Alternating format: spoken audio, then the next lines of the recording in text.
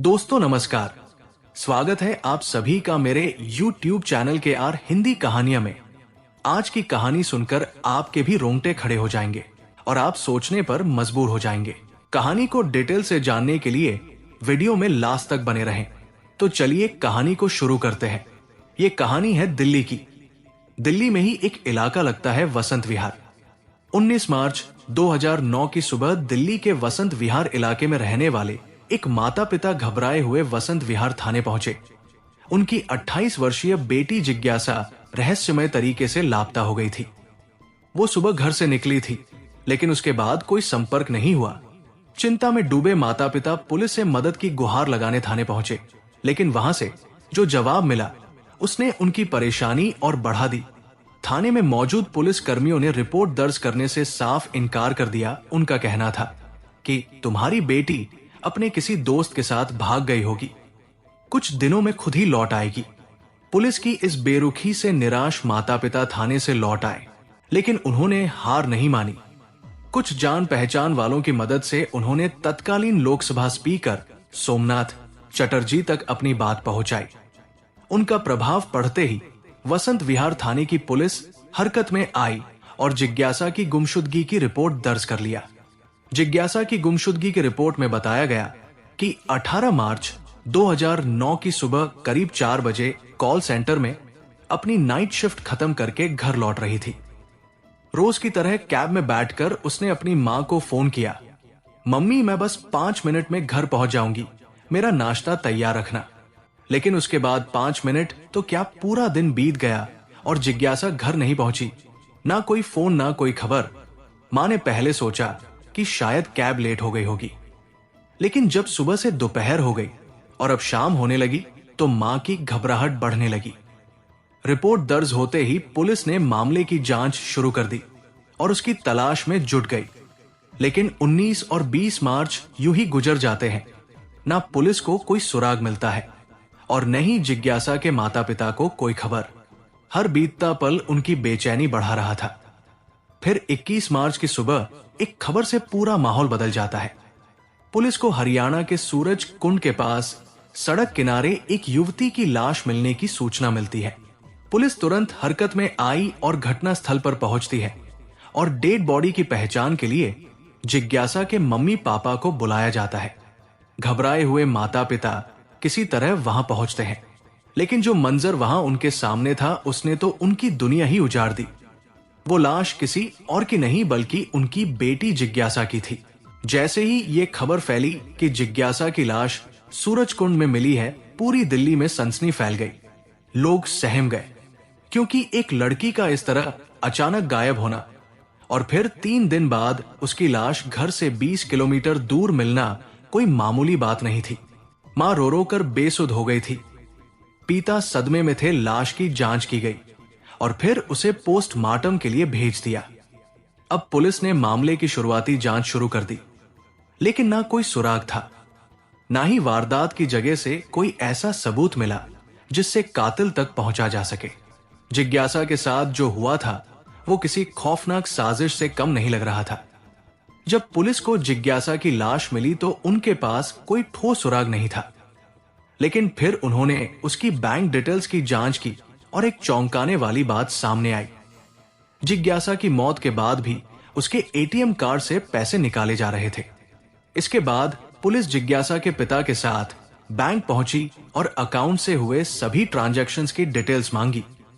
Bank ने जानकारी दी कि पैसे दिल्ली के कई एटीएम और सरोजनी नगर के कुछ शोरूम से निकाले और खर्च किए गए थे। पुलिस तुरंत जिज्ञासा के पिता को लेकर उन शॉप्स पर गई जहां डेबिट कार्ड से शॉपिंग की गई थी। वहां उन्होंने दुकानदारों को जिज्ञासा की तस्वीर दिखाई और पूछा, क्या ये लड़की यहां थी? क्या उसने अपने कार्ड से कुछ खरीदा था? लेकिन शॉपकीपर ने जिज्ञासा को पहचानने से इनकार कर दिया। हाँ, उसने एक और अहम जानकारी दी, ये लड़की तो नहीं आई थी, लेकिन 3 लड़के आए थे। उन्होंने महंगे कपड़े, टीवी, जूते, कैप्स और कई कीमती चीजें खरीदी और इसी डेबिट कार्ड से पेमेंट किया था। अब पुलिस को यकीन हो गया कि जिज्ञासा के कातिल यही 3 लोग थे। इसके बाद पुलिस ने उन एटीएम की सीसीटीवी फुटेज निकालवाए जहां से पैसे निकाले गए थे फुटेज में 3 संदिग्ध युवक नजर आए जो जिज्ञासा का एटीएम कार्ड इस्तेमाल कर रहे थे। इसके अलावा पुलिस ने जिज्ञासा के फोन की लोकेशन भी ट्रैक की, जिससे यह साफ हुआ कि हत्या के बाद भी उसका फोन उन्हीं इलाकों में एक्टिव था जहां ये तीनों संदिग्ध घूम रहे थे। महिपालपुर के एक एटीएम से भी पैसे निकाले गए थे। पुलिस ने तुरंत वहां की सीसीटीवी फुटेज खंगाली और फिर उन्होंने जो देखा वो बेहद चौंकाने वाला था।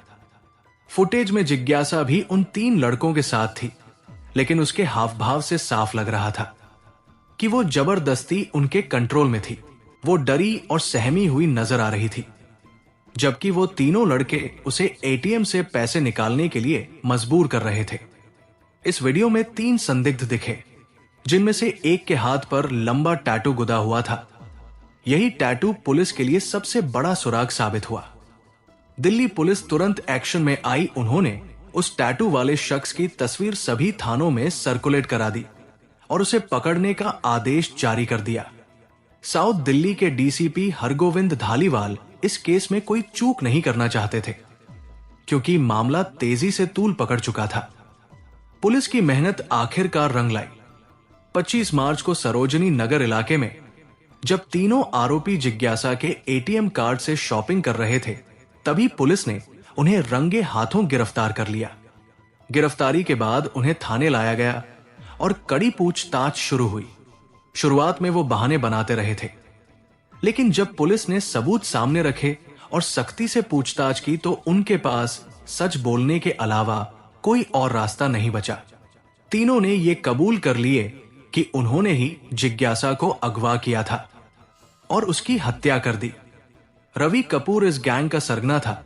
उस पर पहले से ही कई लूट, छीना झपटी और आर्म्स एक्ट के मामले दर्ज थे। अमित शुक्ला और बलजीत मलिक उसके खास साथी थे, जो पहले भी उसके साथ मिलकर कई वारदातों को अंजाम दे चुके थे।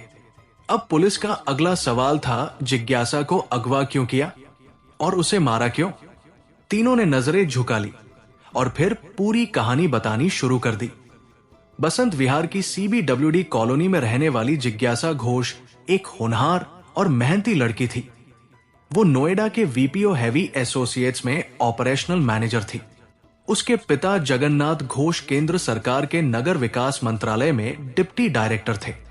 जिज्ञासा माता पिता की इकलौती संतान थी, इसलिए माँ बाप उसे लेकर बहुत फिक्रमंद रहते थे।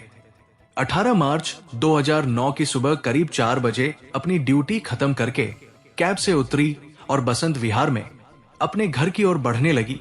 उसी वक्त उसके एक कलीग का फोन आया। वो फोन पर बात करते हुए घर की ओर बढ़ रही थी, बिल्कुल बेखबर कि कोई उसे घूर रहा है। उस समय रवि कपूर, अमित शुक्ला और बलजीत मलिक अपनी कार में घूम रहे थे। इनका इरादा था किसी को लूटने का और ये शिकार की तलाश में थे।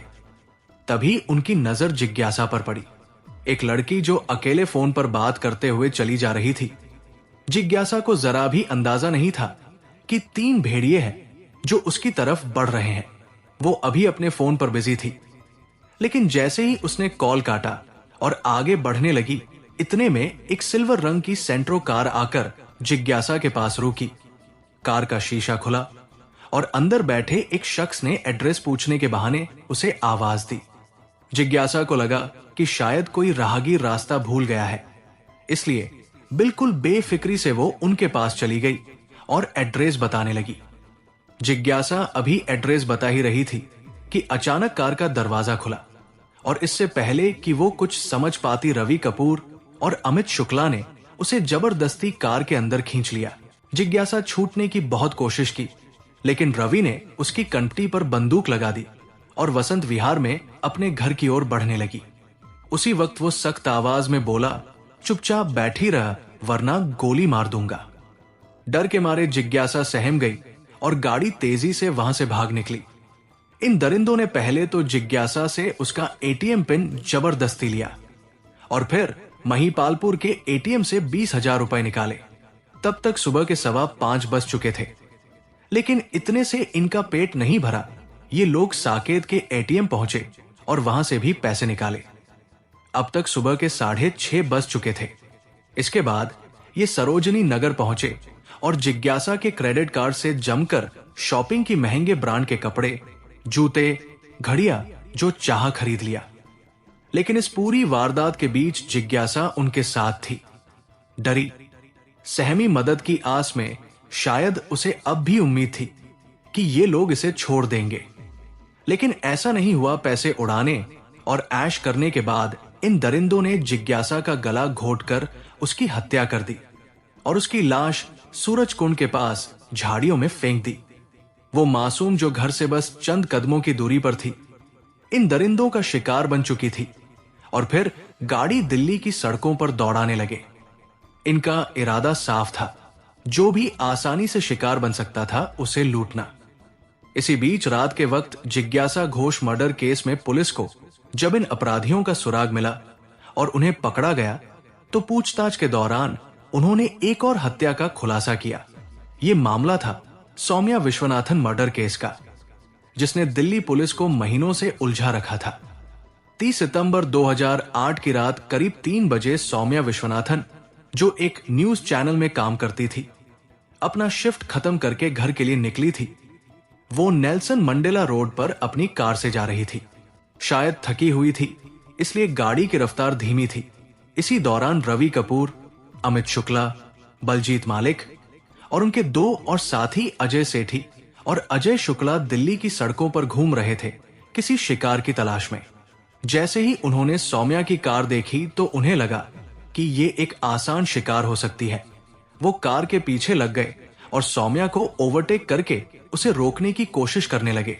सौम्या को उनकी मंशा समझते देर नहीं लगी। उसने गाड़ी की स्पीड बढ़ा दी, लेकिन रवि कपूर को यह बिल्कुल बर्दाश्त नहीं हुआ। गुस्से में उसने अपनी रिवॉल्वर निकाली और अमित शुक्ला से बोला, अब देखना मेरा निशाना। जैसे ही उनकी कार सौम्या की गाड़ी के बराबर पहुंची, रवि ने सौम्या की कार की राइट साइड विंडो पर फायर कर दिया गोली। सीधा सौम्या के सिर में लगी। कार का बैलेंस बिगड़ गया और वो डिवाइडर से टकराकर पलट गई। ये देखकर ये पांचों घबरा गए और मौके से फरार हो गए। सुबह जब लोग उस रास्ते से गुजरे तो उन्होंने गाड़ी की हालत देखकर इसे एक एक्सीडेंट समझा। दिल्ली पुलिस ने भी इसे सड़क दुर्घटना मान लिया। लेकिन जब पोस्टमार्टम रिपोर्ट आई तो चौंकाने वाला सच सामने आया। सौम्या के सिर में गोली लगी थी। इस हत्याकांड ने भी दिल्ली पुलिस को झकझोर कर रख दिया था। मगर पुलिस के पास इस मामले में कोई ठोस सुराग नहीं था। 6 महीने तक कैसे ठंडे बस्ते में पड़ा रहा। लेकिन जब रवि कपूर ने अपने बयान में इस हत्या की बात कबूली तो सभी चौंक गए। अंधेरे में चलाया गया एक तीर निशाने पर लग चुका था। दिल्ली पुलिस को अनजाने में ही एक हाई प्रोफाइल केस सॉल्व करने का बड़ा मौका मिल गया।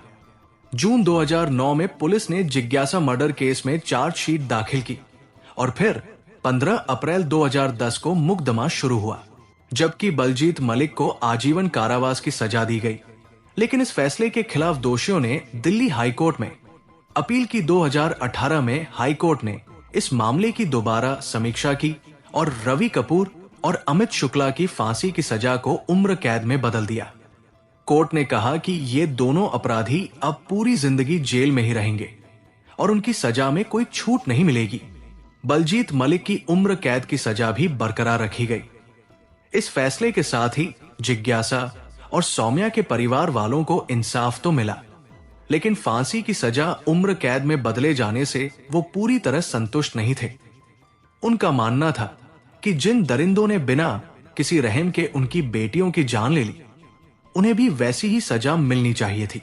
इस घटना का सबसे बड़ा संदेश यही है कि सतर्कता ही सुरक्षा है। देर रात अकेले सफर करते समय सावधान रहें, अनजान लोगों पर भरोसा न करें और अपनी सुरक्षा के लिए जरूरी कदम उठाएं। किसी भी संदिग्ध हरकत को नजरअंदाज ना करें और जरूरत पड़ने पर तुरंत मदद लें। दोस्तों, इस कहानी को सुनाने का उद्देश्य किसी का दिल दुखाना नहीं है, किसी को परेशान करना नहीं है, बल्कि आपको जागरूक करना है और आपको सचेत करना है, ताकि आप लोग सतर्क रहें और सावधान रहें। तो दोस्तों, कैसी लगी ये स्टोरी कमेंट जरूर करें, वीडियो को लाइक करें और अपने दोस्तों को शेयर भी करें। और आपसे गुजारिश है कि मेरे चैनल को सब्सक्राइब जरूर करें। फिर मिलेंगे ऐसी ही किसी इंटरेस्टिंग स्टोरी के साथ। धन्यवाद।